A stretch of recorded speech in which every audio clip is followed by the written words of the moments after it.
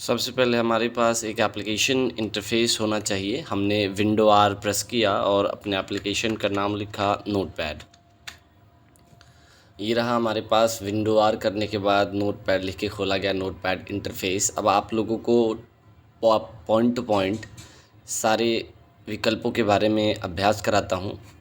सबसे पहले आपको ये पता होना चाहिए कि आपके नोटपैड के एप्लीकेशन में सबसे ऊपर की जो ये लाइनिंग दिखाई देती है, जहाँ पे नोटपैड और अनटाइटल्ड लिखा हुआ, ये पूरी लाइन कर्सर वाली पूरी जगह टाइटल बार कहलाती है, जिसका काम आपके नोटपैड के नाम को दिखाना होता है। अर्थात आप जिस नाम से भी फाइल को सेव करेंगे वो नाम यहाँ दिखाता है। दूसरा हिस्सा होता है file edit format view help वाली लाइन।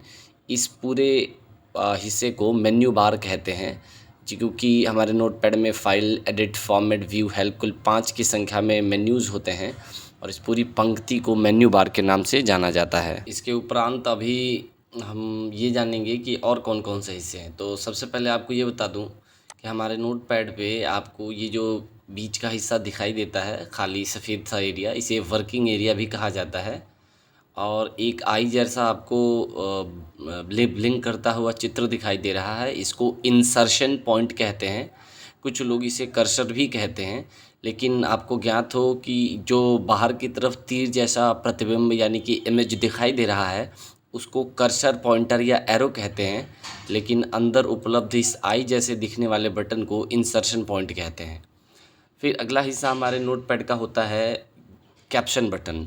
आपको ऊपर की तरफ यहाँ पे माइनस जैसा मिनिमाइज़ बटन, फिर एक स्क्वायर बॉक्स की तरह मैक्सिमाइज़ बटन, फिर आखिरी बिंदु पर लाल रंग का एक क्लोज बटन दिखाई देता है। सबके अपने कार्य होते हैं, उस पर भी चर्चा करेंगे। और अगला जो आपको जानना है वो कि आपके विंडो में और कौन कौन से हिस्से होते हैं नोटपैड के। नोटपैड के विंडो में आपको और जो चीज़ देखने को मिल सकती है वो है स्क्रॉल बार, अर्थात पेज को ऊपर नीचे करने के लिए दिया गया पंक्ति।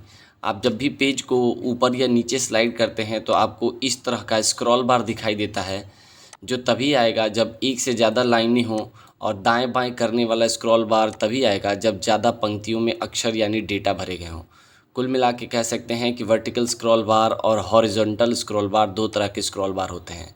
आपको नोटपैड के विकल्प में और क्या देखने को मिलेगा, तो सबसे नीचे ये पंक्ति दिखाई दे रही है, इसको स्टेटस बार कहते हैं, जिसका कार्य यह दिखाना होता है कि हम अपने नोटपैड के विंडो में किस स्थिति पर हैं, किस पोजीशन पे हैं, स्टेटस क्या है, लाइन नंबर किस पे हैं, कॉलम नंबर किस पे हैं, जूम कितना प्रतिशत है, कौन सा विंडो का यूनिकोड स्क्रिप्ट चल रहा है।